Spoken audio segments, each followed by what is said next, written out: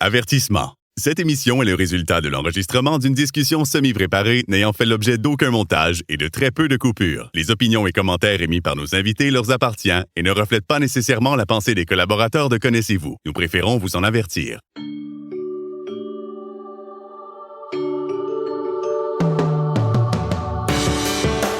Connaissez-vous avec Martin Chouinard.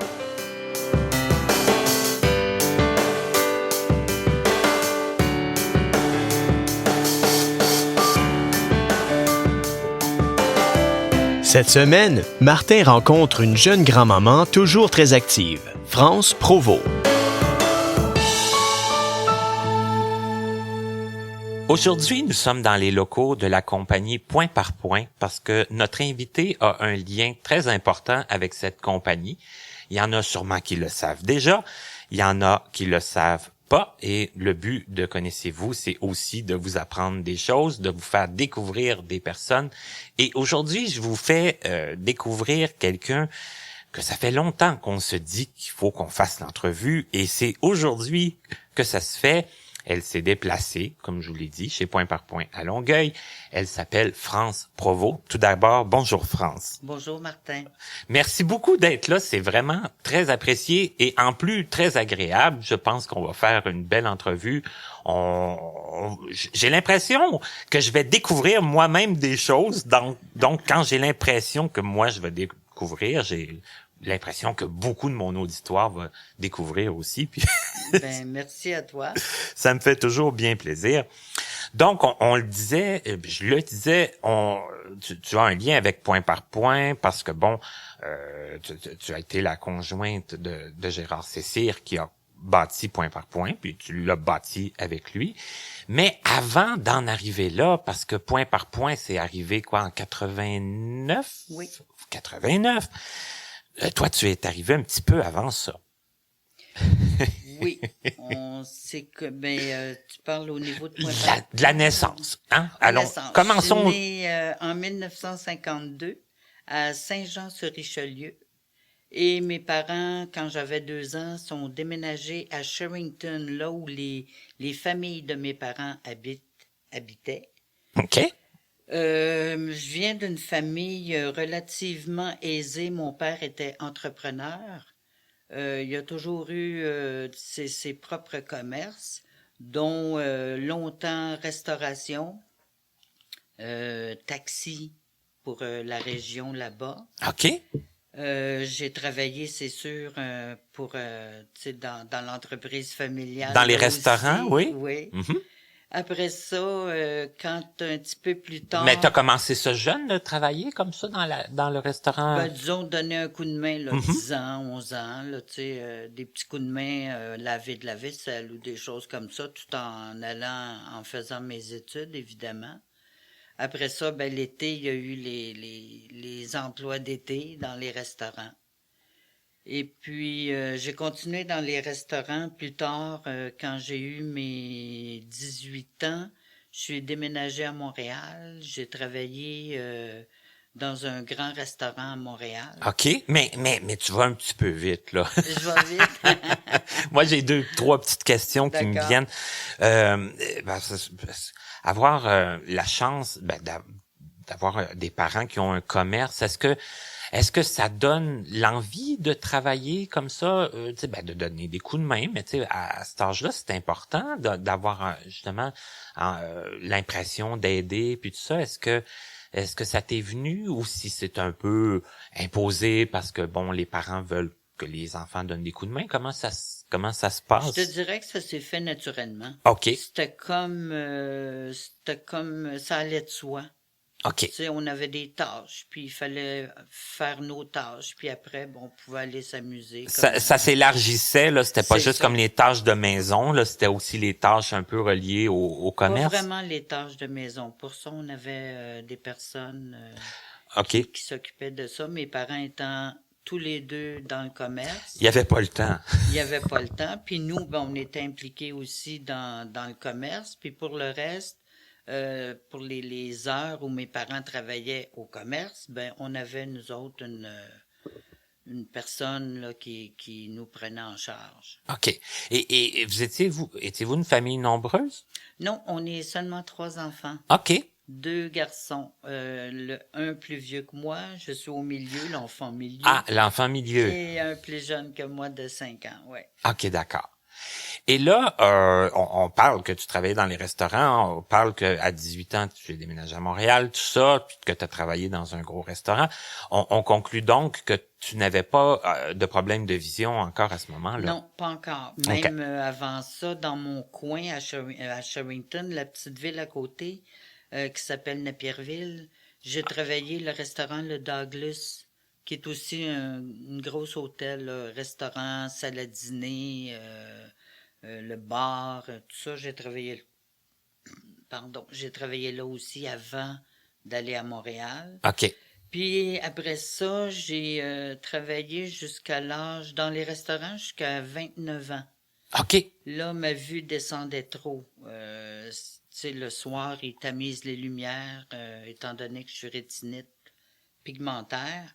Là, ça convenait plus du tout à ma vue. L'ambiance comme du restaurant, de lumière, puis tout ça. C'était trop OK. tamisé pour moi. OK. Ça devenait dangereux. Ça que j'ai complètement abandonné les restos.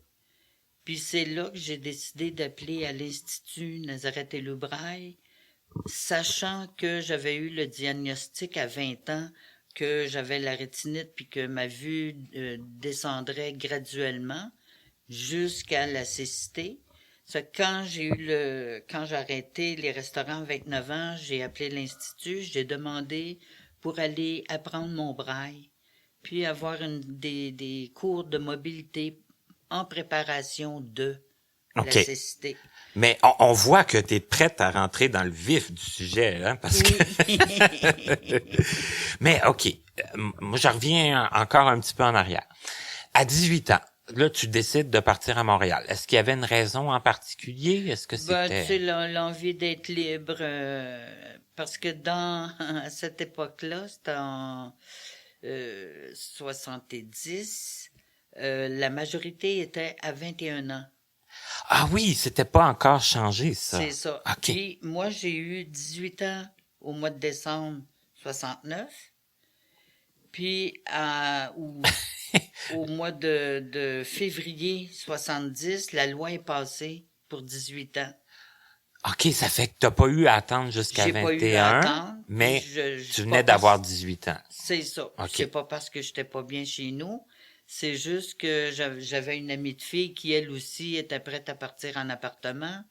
La liberté, on voulait se prendre un appartement ensemble, puis travailler à Montréal, puis voir autre chose que la campagne.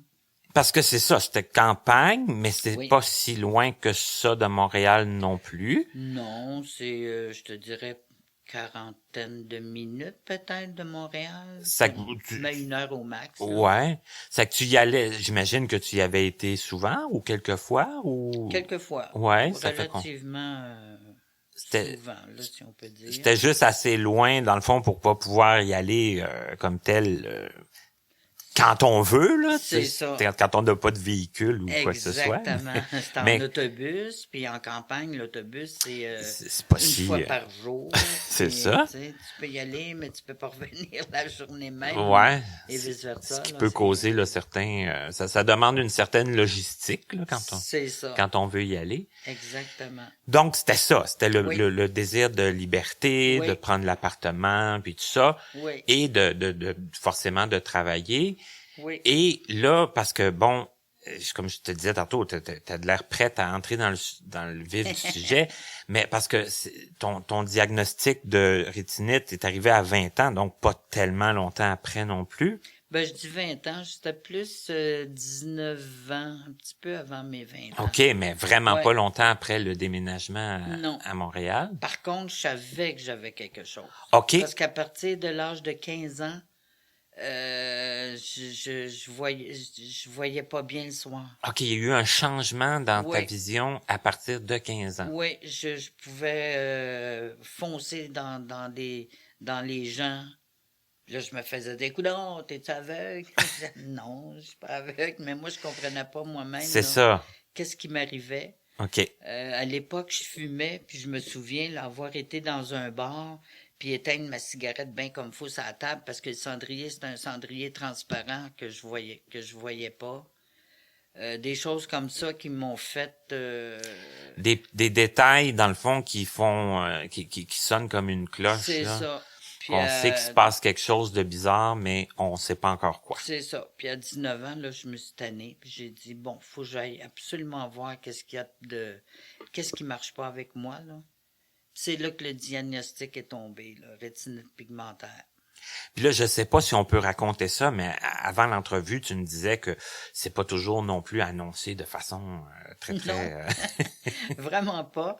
C'était le médecin Dr Brunet à l'hôpital Maisonneuve, Rosemont, et il m'examine tout ça. Fait que là, je lui demande, je dis, bon, qu'est-ce que j'ai? Fait qu'il me dit, il dit, bon, il dit, t'as la rétinite pigmentaire. Il dit, ta vue va descendre graduellement, tranquillement. Il dit, jusqu'au... Puis il dit, un beau matin, tu vas te lever, puis ça va être fini. Tu vas être aveugle. Puis il dit, en tout cas, il dit, en passant, il dit, engage-toi pas comme gardien de nuit. Je l'avais trouvé tellement plate, là. Bête et plate. Je suis sortie de là en pleurant comme une madeleine, là. Je suis tombée de haut, là. Puis après ça, ben là, on s'y fait, là, tranquillement. On s'y fait, puis dans ton cas, ça a diminué graduellement aussi. Oui. Mais si on fait un paradoxe un peu plat, tu sais, comme tu le disais tantôt, à un moment donné, même le fait de tamiser les lumières dans le restaurant, ça t'empêchait de bien fonctionner. Donc, c'était pas gardien de nuit, mais il y avait un problème avec le jour et la nuit. Le jour et la nuit, tu sais, c'est forcément. Ça. Le jour, j'ai vu très bien, longtemps. C'est ça. Je te dirais jusqu'à l'âge de 50 ans.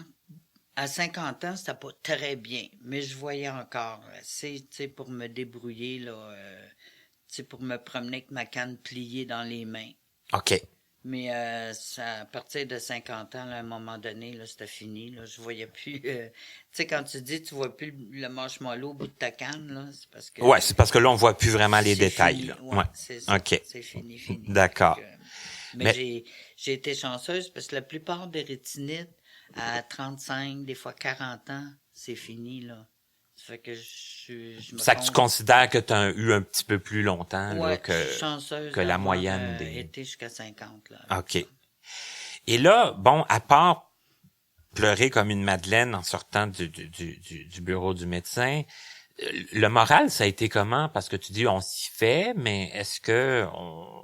Bon, là, forcément, on l'annonce un peu à son entourage. Comment ça s'est passé pour toi, disons? Moi, je te dirais que à partir de 15 ans, c'est comme si les gens me croyaient pas. Je sais pas qu'est-ce qu'ils s'imaginaient. C'est comme si...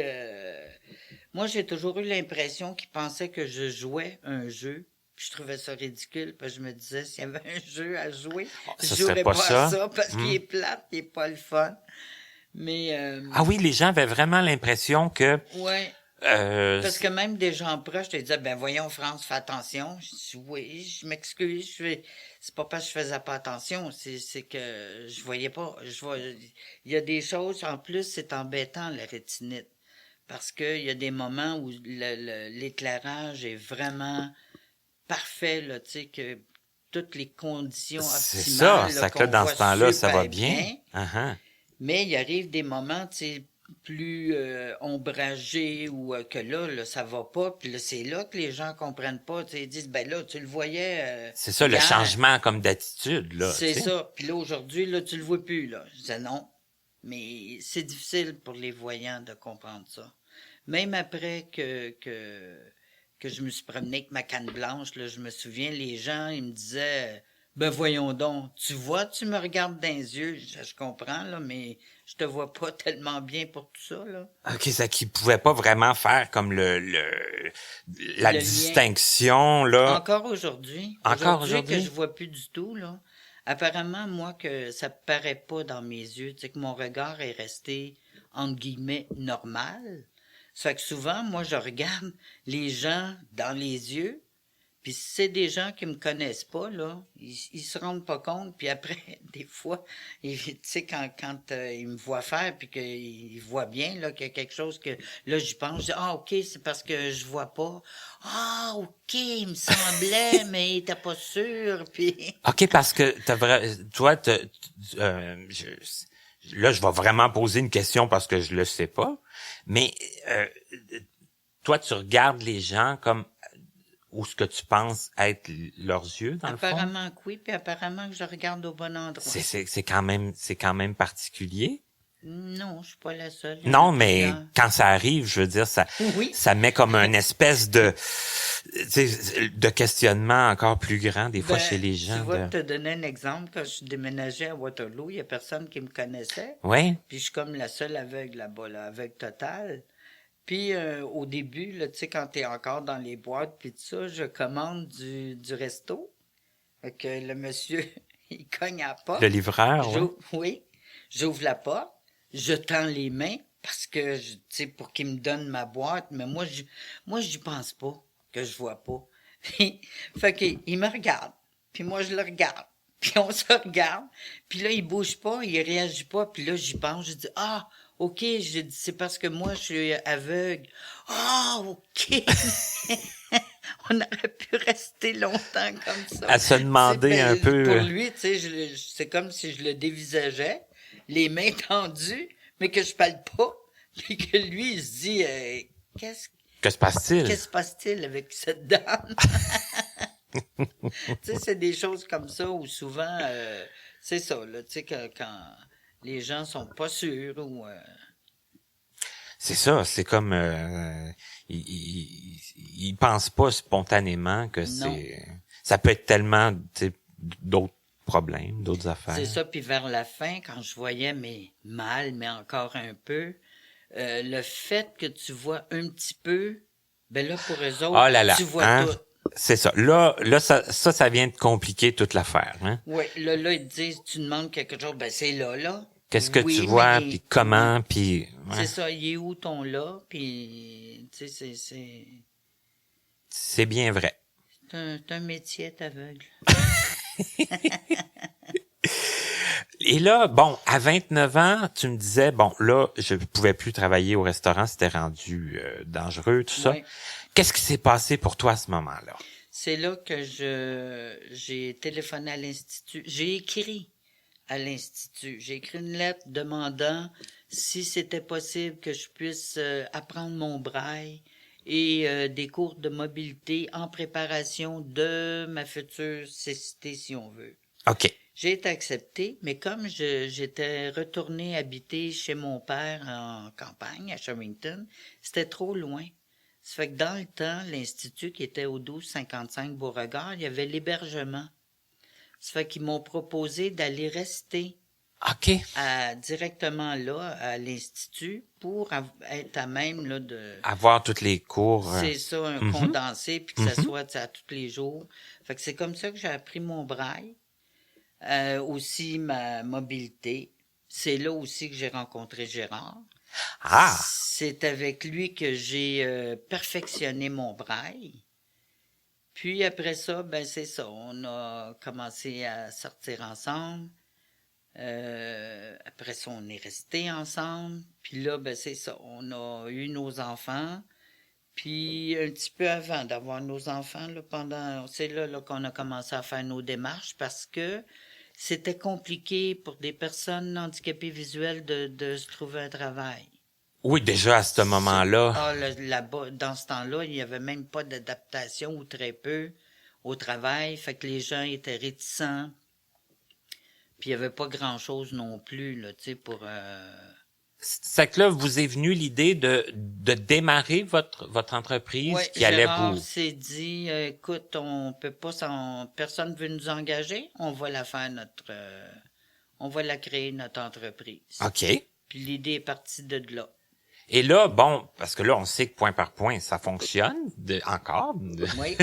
30 quelques années plus tard. Exact. Mais est-ce que ça a été quand même compliqué, le démarrage? Parce que bon, personne ne voulait vous engager à cause de votre handicap, mais est-ce que démarrer une entreprise, quand on est non-voyant, ça amenait des défis?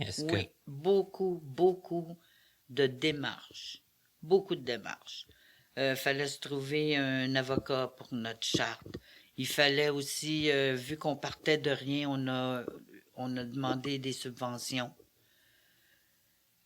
Puis je sais pas si tu es au courant, mais les subventions, là, c'est des formulaires et des formulaires à remplir. Puis c'est des retours de courrier qu'il faut repenser les questions et tout ça. Beaucoup de démarches aussi au niveau de se rendre à dans divers magasins, si on veut, là, tu sais, pour acheter l'ameublement.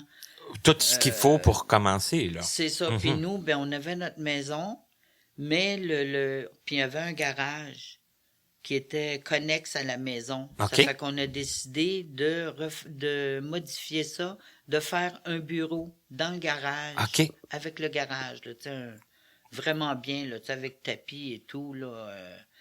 Puis là, c'est là qu'on a eu nos premiers contrats. Puis là, ben, notre bureau était devenu trop petit. On a pris la salle familiale.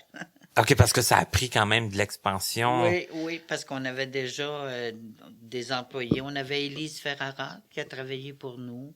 On a eu Émile Ouellet aussi qui a travaillé pour nous. On avait une secrétaire. OK, ça fait que ça a quand même pris de l'ampleur, là assez vite. Oui. Puis après ça, ben... moi, j'ai travaillé aussi, l'Institut m'avait approché pour travailler pour eux. OK. J'ai travaillé un petit peu à la vieille bibliothèque du 1255. Oui. Moi, je connais bien cette bâtisse-là parce que j'étais allé à l'école dans cette bâtisse-là. Hein? Bon, on travaillait en haut, là, dans le pit en haut, là, où ce qui était la bibliothèque originale. Oui. Là, je m'avancerai pas trop. Après ça, l'Institut, vu que je travaillais avec Gérard, moi, je faisais la lecture. Gérard tapait à l'ordi. Puis à l'écran, moi, je voyais tous les signes ASCII. Ça fait que j'ai appris mon braille abrégé avec l'ASCII. Ah boy, OK. C'est comme le signe plus, c'est ON. Oui. Bon, fait que quand l'Institut, je sais pas de quelle façon qu'ils ont su ça, mais en tout cas, ils étaient comme intéressés. Ça fait que je suis allé passer une entrevue, puis ils m'ont engagé. OK, c'est que t'étais quoi, technicienne braille? Technicienne de braille à l'Institut. Mais en ASCII. OK. Moi, à l'écran, là, c'était, tu sais, pour les gens, là, il y en a plusieurs, ils venaient tous dans mon bureau voir ça, c'était comme du chinois. Mais que moi, après, je sais pas, moi, ça faisait déjà 4-5 ans que je travaillais avec Gérard, que je les voyais les mêmes signes tout le temps revenir. Tu l'apprends, c'est pas long, là. Ah, puis quand tu dis que tu as même appris l'abrégé comme ça, là, oui. Faut le faire. Ben, c'est-à-dire, mes abréviations comme telles, ça, c'est de mémoire, là. Je l'ai appris, tu sais, comme tout le monde. Mais l'abrégé, abrégé à l'intérieur des mots puis tout ça, j'ai tout appris ça en ASCII. Donc, là, mais là, tu faisais les deux? Tu t'aidais Gérard, puis tu faisais... Oui, parce qu'à l'Institut, j'étais pas permanente. Okay. Fait que je faisais des blocs de, je sais pas, quelques mois. Puis là, ben, je revenais chez nous, je retravaillais chez Point par Point. L'Institut me rappelait, je rentrais, je revenais chez... Tu sais, je le faisais entre les deux, là, si tu veux. Jusqu'au jour où l'Institut m'appelait encore, mais il y avait trop de travail chez Point par Point.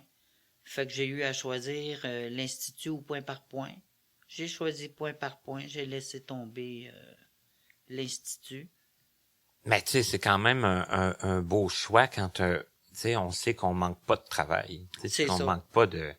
Hein, qu'on est occupé, puis c'est ça qu'on voulait, hein, parce que... Ben, ça a été une bonne idée de la partir de notre entreprise. C'est ça, sinon, parce que... on était sur la paille, là. Ouais. C'est ça, ça fait que... Puis une entreprise qui marche encore aujourd'hui, tu sais, ça fait que...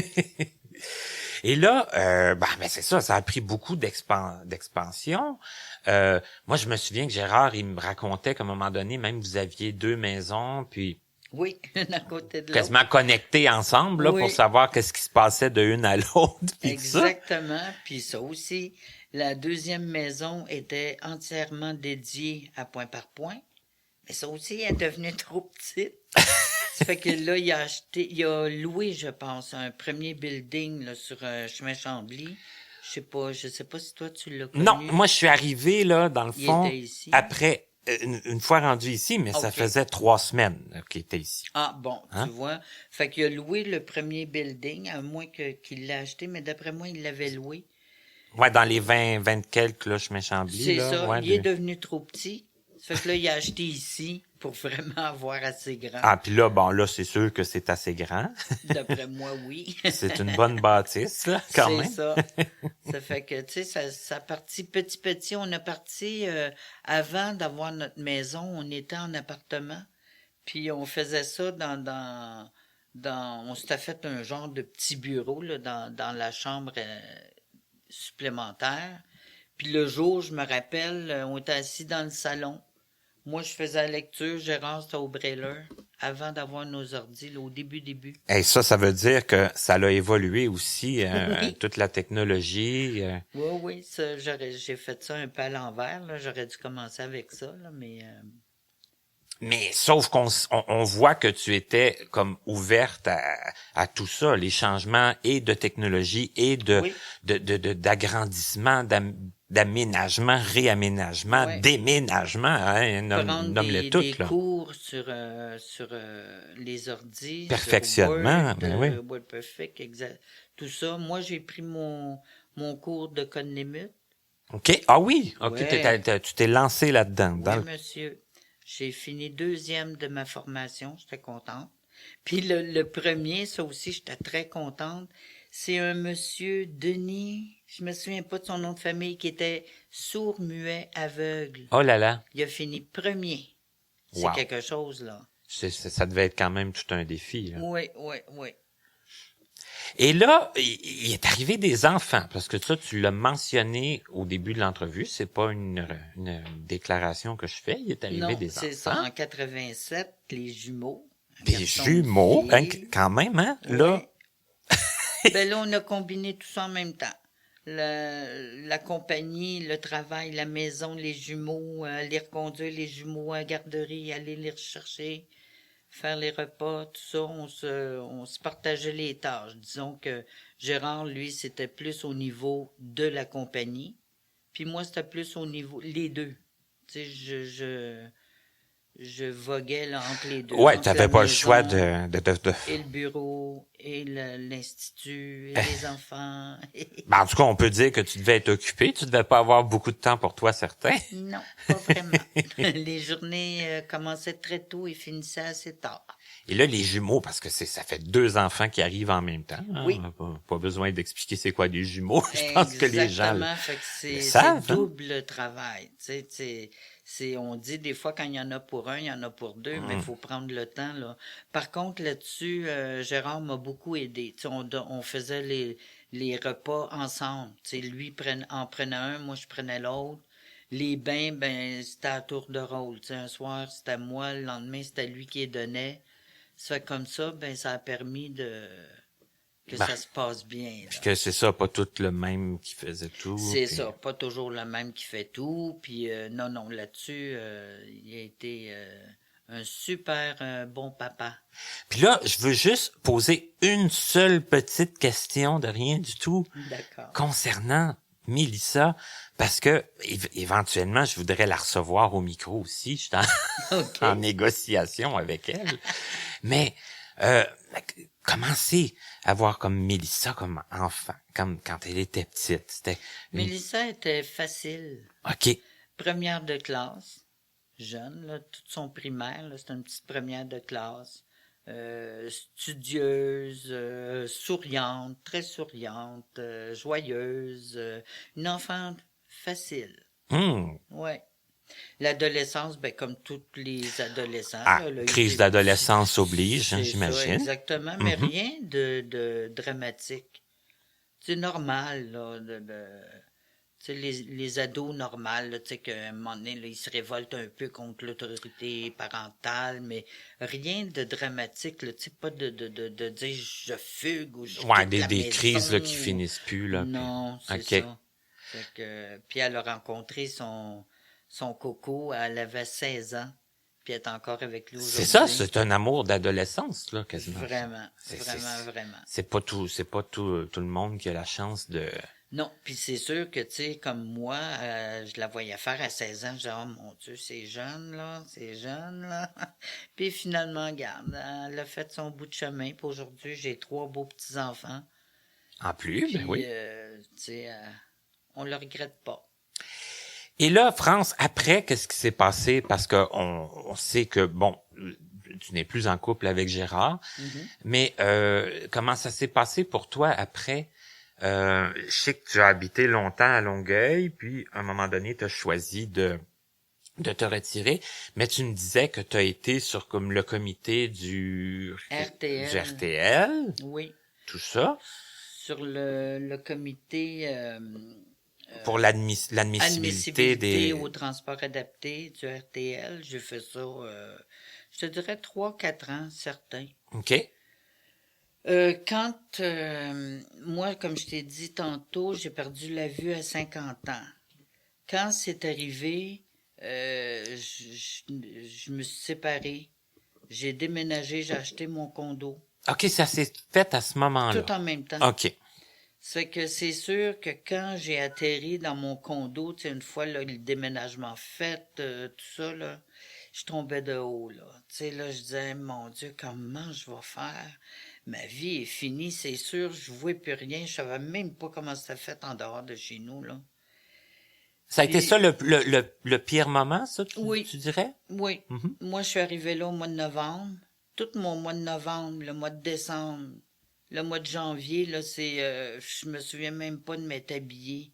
Je me levais en pleurant, je me couchais en pleurant, j'étais démolie, là, ça n'a pas de bon sens. Jusqu'au un matin, là, je te dirais vers la fin, milieu janvier, un matin, je me suis levée et je me suis dit, bon, là, c'est assez.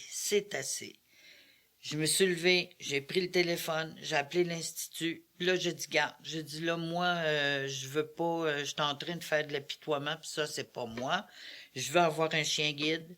Je veux avoir une mobilité préparatoire au chien guide, parce que ça, c'est comme spécial aussi. Je connaissais mon braille par cœur, j'étais capable de lire tout ça, mais j'avais pas appris tactile. À lire avec les doigts. On est paresseux, là. On veut, tu sais, c'est bien plus facile de regarder que ça fait que j'ai été, c'est Lise Monette qui m'a appris mon braille tactile. Après ça, j'ai eu l'entraînement avec Carole Zabiello, mobilité en prévision d'aller me chercher un chien chez Mira. Puis là, les choses sont enchaînées, puis là, ça s'est placé.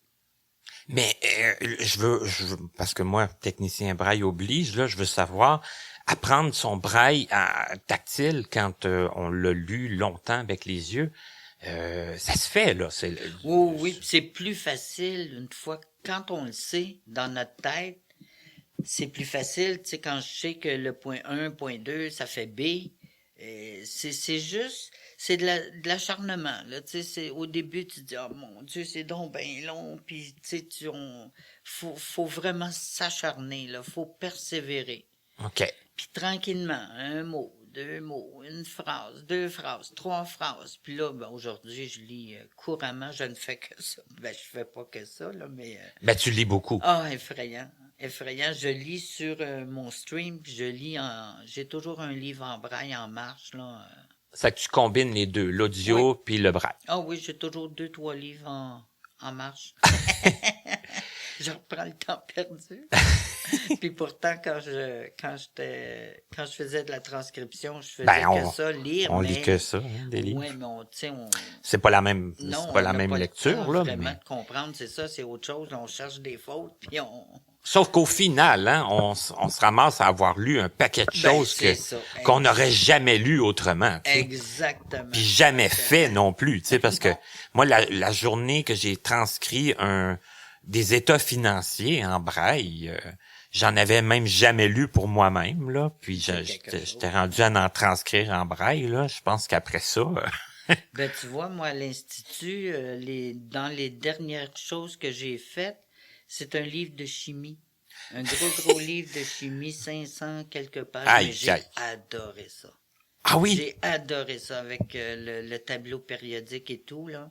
C'est un défi, mais tu sais, avec le code-Némut, ben, ça va bien au fond. Là, Mais parce il y a que des toutes tes situations, réponses, là. c'est ça, il y a une façon de faire toutes les choses. C'est ça. Puis quand il y a de l'adaptation, bon, on se réfère aux notes du transcripteur au début, tu sais, on avertit, puis tout ça. Là. Mais en général, j'ai adoré ça. Puis là, à la fin, quand ton livre est complètement fait, puis là, tu dis, je l'ai fini, On est c'est content. un livre de chimie, tu sais, Ah c'est oui, pas ah l'affaire la plus simple quand même Exactement. à faire. J'étais fier comme un pan. Ça devait être quelque chose. Oui. Et là, ce qui a été quelque chose aussi, c'est que, bon, le matin où tu t'es dit, bon, OK, ça, c'est assez, on s'apitoie plus, on sort, mettons, on recommence la vie, hein. Et là, ça aussi, c'est possible, là. C'est que là, Oui. il y a eu l'arrivée du chien, Oui. l'implication, des implications dans les comités, Oui. dans les choses, tout ça. Et ça, à un moment donné, là, je saute peut-être des étapes. Si jamais c'est moi qui saute des étapes, tu me ramènes. Mais à un moment donné, je pense que c'était le désir de te rapprocher de tes petits-enfants qui a fait que tu as quitté Pour Longueuil. Waterloo, oui. Ouais. Tu vois, là, ça fait 4 ans. Il y a 4 ans, c'est Mélie qui me dit, écoute, Mom, elle dit, qu'est-ce qui te retient autant à Longueuil? Bah, je te dirais, il n'y a plus grand-chose parce qu'il y a Alex qui est venu vivre avec moi un bout de temps. Avant ça, il y a eu Mélie qui est venue vivre avec moi un petit bout de temps. Avant, tu sais, qu'elle aille rester avec son coco. Et là, Alex, c'est ton garçon, Ouais. c'est l'autre jumeau. C'est ça. Lui, il est resté, je te dirais, c'est 4 ou 5 ans avec moi. Entre-temps aussi, entre les deux, j'ai une de mes amies qui prenait son cours d'infirmière à Montréal. Puis comme elle venait de Sherrington, ben, elle m'a demandé pour rester chez nous. Mais une fois que tout ce beau monde-là ont été partis, tu sais, parce que c'était chacun le tour, là. Il y a eu Mélie, ensuite mon amie Suzanne, puis après ça, Alex. Ben là, je trouvais que j'avais fait le tour. Tu sais, il n'y avait plus grand-chose qui me retenait là vraiment à Longueuil. C'est que Mélie, elle me dit, ça te tenterait pas de t'en venir dans mon coin, te rapprocher de tes petits-enfants, puis tu serais proche de moi, me semble, on pourrait faire plein d'activités. Puis l'idée a fait son chemin, puis j'ai dit, ben oui, pourquoi pas? Pourquoi pas? Et là, quand tu dis que l'idée a fait son chemin, ça a pris à peu près combien de temps? Pas long. Non? Ça a pris, je te dirais, 6 mois, peut-être, 6, 7 mois. Tu sais que je pesais le pour et le contre. Puis au bout du compte, j'ai dit, ben pourquoi pas? C'est une bonne idée. Fait que j'ai trouvé mon appartement. Puis depuis ce temps-là, je l'ai jamais regretté. Je reviendrai même pas vivre. Moi, j'ai vécu la grosse partie de ma vie en ville, Montréal, Longueuil. Mais je reviendrai plus pour tout l'heure du monde, là. C'est tellement calme. Surtout moi, là, je suis sur une petite rue, mais qui est tout près de tous les services, tous les magasins. Mais je suis en retrait, ça qu'il n'y a pas de bruit, les petits oiseaux le matin. Il n'y a pas de trafic d'auto. Il y en a, mais une au toit à l'heure, une auto à l'heure. Donc, le meilleur des deux mondes. Puis depuis que je suis là, je vais tous les jours chez Mélie en transport adapté, puis je fais j'aide mes petites filles à faire leurs devoirs, leurs leçons. Wow! Puis là, j'ai le petit bonhomme, là, cette année, il est à maternelle. Je touche pas à ça, mais l'année prochaine, il commence sa première. Fait que là, je commence avec le petit bonhomme, puis la deuxième, là, qui va être en 4e année. C'est que l'aide aux devoirs avec Oui. la grand-mère Tous et les les jours, petits-enfants, ouais. c'est beau. Puis ce qui est vraiment, vraiment gratifiant, tu devrais voir les bulletins qui m'ont sorti, ces enfants-là, là. Des 80, des 90, la plus basse note de ma petite Zoé, là, qui est au milieu, c'est un 75, ça fait que garde. C'est pas inquiétant. Non, pas du tout. Fait que grand-maman est très fière, puis ça va bien. Puis moi, ben, ça m'occupe, ça me tient jeune aussi, hein, des petits-enfants. Ils veulent pas, ils nous apprennent plein de choses. Ils disent, ah oui? Ah, c'est comme ça maintenant, OK. Et puis, j'adore ça. Donc, si je me trompe pas, France, l'année 2015, ça a été une année charnière pour toi, je dirais. Oui, c'est l'année où je suis déménagée à Waterloo. Mhm. Et j'avais été le mois d'octobre 2014, juste avant mon déménagement, j'avais été chercher mon deuxième chien guide, OK. Gazou. Et j'avais Hélène Guérette était mon intervenante pour la mobilité avec Gazou. Puis c'est elle qui m'a introduit à Granby à l'organisme L'Œil. Elle m'a présenté, elle connaissait Pierre Champagne et l'organisme. Donc, elle m'a présenté à Pierre, qui m'a tout expliqué le fonctionnement de l'organisme et qui m'a demandé si j'étais intéressée de participer au conseil d'administration. Oh, ça fait que là, l'intégration dans un organisme et pas juste comme membre participante, là, aussi sur un conseil d'administration. C'est ça, c'est au début juste comme membre, mais ça a pris, je sais pas, une couple de mois, on a Assez commencé rapidement. à se parler, puis il me dit, écoute, on aimerait ça t'avoir sur le conseil d'administration, ça te tente-tu? Fait que j'ai décidé d'embarquer. Juste avant, l'œil, c'est pour les personnes handicapées visuelles. Oui, l'œil, c'est comme OEIL, c'est Organisme d'éducation, intégration, loisirs. OK. Ça inclut tout ça, là. C'est ça. C'est OK. comme les personnes qui viennent d'arriver, admettons, dans notre secteur, là, pour de Granby, tu sais, puis qui savent pas trop où il y a des loisirs, où se diriger, ben on peut les renseigner là-dessus. OK. Nous, comme loisirs, on a différents loisirs. On a des joutes de crib à toutes les semaines.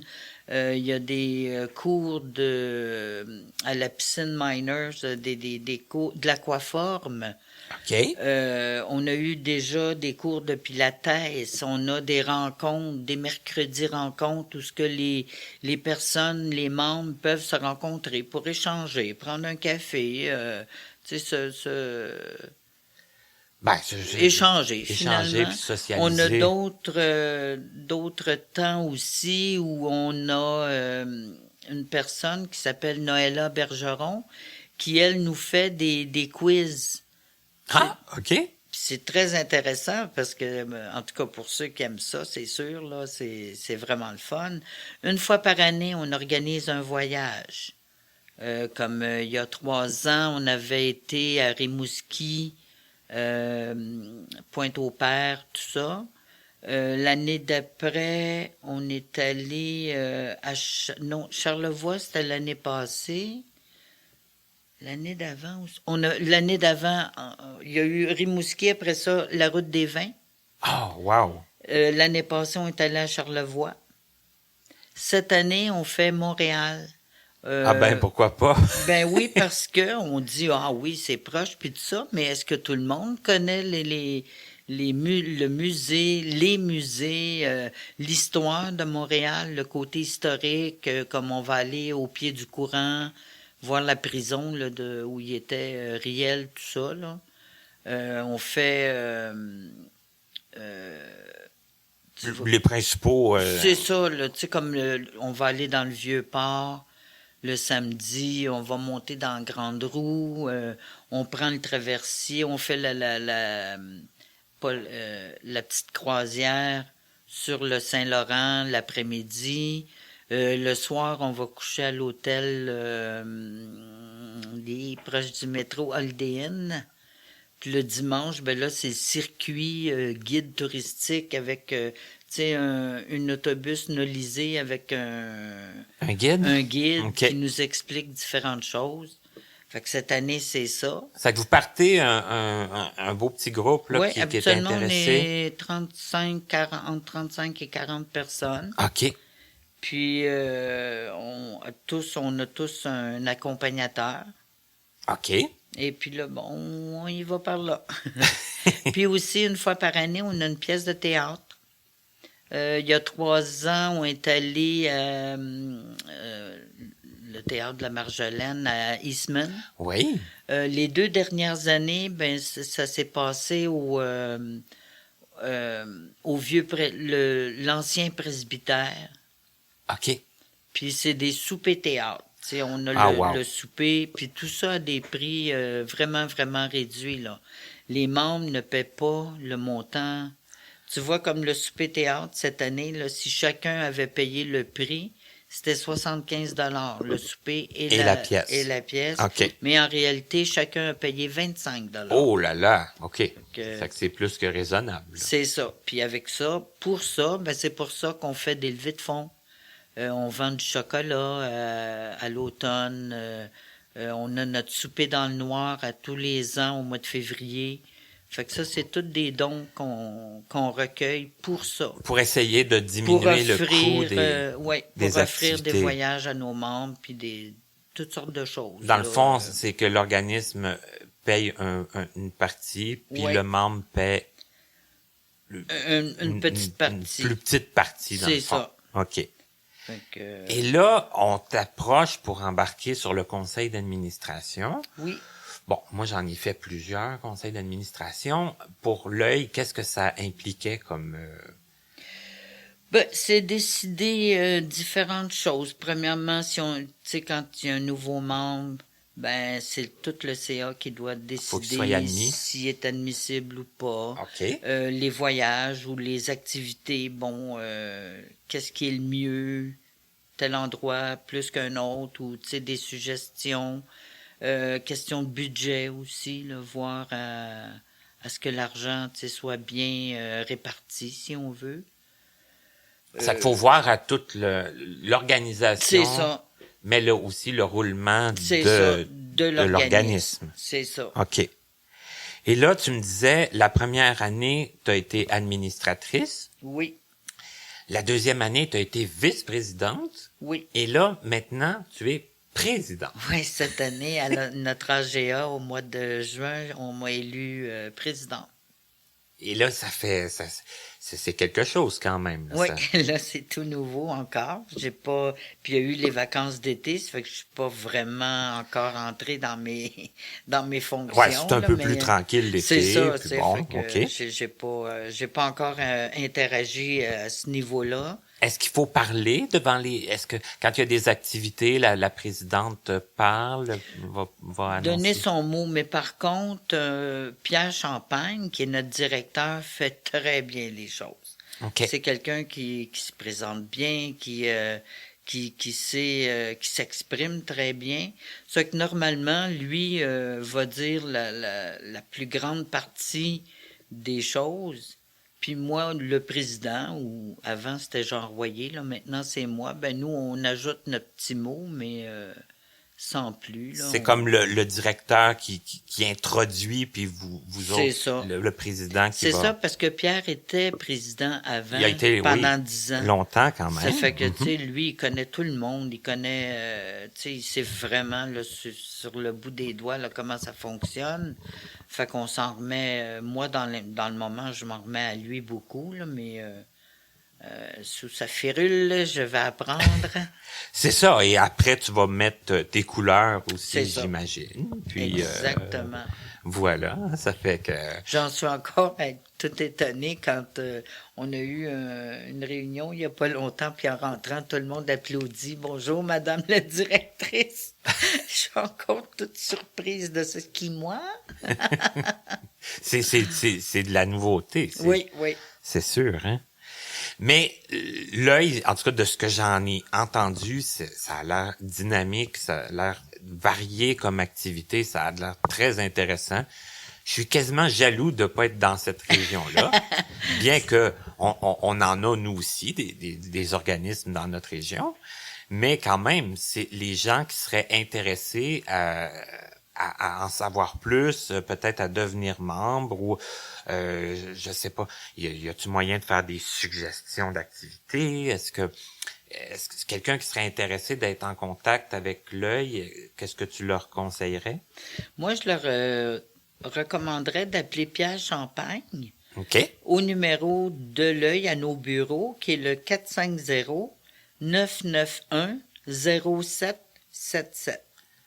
D'accord. Donc, Puis lui pourra vraiment donner toute l'information. répondre aux questions. Exactement. Puis si c'est quelqu'un qui est dans notre région, qui pourraient devenir membres aussi. C'est sûr qu'on peut pas prendre de gens à l'extérieur. C'est ça, c'est comme quelqu'un de Longueuil pourrait pas. C'est ça. Mais aussitôt que c'est dans notre secteur, il n'y a pas de problème. Puis on recrute de tous les âges. Notre plus vieille membre a 103 ans. Oh là là! Mais en forme, tu dis, toi? Elle fait la barbe à beaucoup de jeunes, là. Elle va toutes les activités, elle va au voyage, est vraiment en pleine forme. Puis notre plus jeune membre, dans la trentaine, je crois, là, 30 ou 35. OK. Fait que c'est variable. C'est variable, Oui. mais c'est ouvert à tous. C'est ça, c'est ouvert à tous, même si il y aurait en bas de 30 ans, 20 ans, ils sont bienvenus. Ils peuvent y trouver leur compte. Là. Exactement, Mhm. dans nos diverses activités, puis aussi, simplement aussi, des fois, pour avoir des renseignements. Tu sais, quelqu'un se demande, dit, où je pourrais m'adresser, vu que je vois pas pour telle ou telle chose, ben, on a souvent les réponses à ça. Et est-ce que vous cherchez des bénévoles aussi? Est-ce qu'il y a des gens Ça, c'est qui... sûr, c'est toujours apprécié, les bénévoles. Cette année, justement, il y a une quinzaine de jours, on a remis une plaque honorifique à notre bénévole de l'année. On a toujours un bénévole de l'année. Comme tu vois, je parlais du souper dans le noir, qui revient à chaque année, ben ça prend des bénévoles. C'est ça, pour à peu près tables, toutes les activités, ça prend des bénévoles. Oui.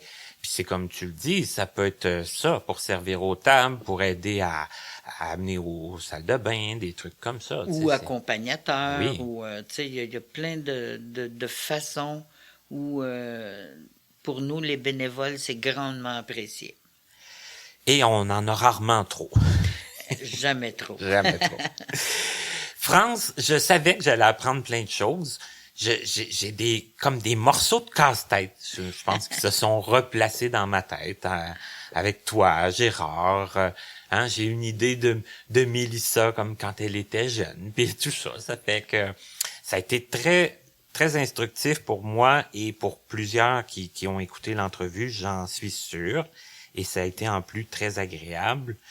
Et je te remercie encore de t'être déplacé à Longueuil, d'être venu ici chez Point par Point aujourd'hui. Ben écoute, Martin, le plaisir a été pour moi. Puis je te retourne le compliment. Ça a été très agréable et je te remercie beaucoup. Ben, merci à toi, merci à tous de nous écouter. Et bonne chance dans tous tes projets, que ce soit à l'œil, que ce soit avec tes petites filles, puis avec ton petit-fils que tu vas commencer à coacher dans les devoirs Oui. l'année prochaine. Exact. Merci beaucoup. Merci, Martin.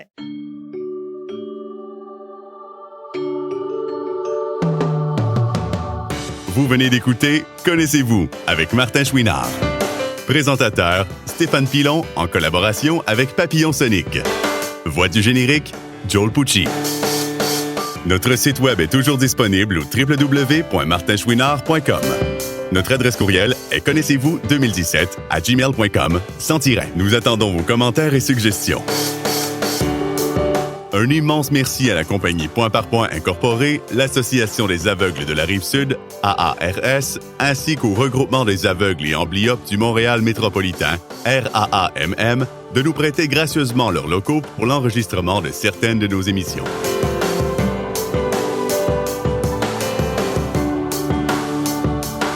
À notre prochaine émission, une personne qui a quitté son pays natal pour venir vivre au Canada, Boniface New Longphun, à notre rendez-vous du 22 novembre.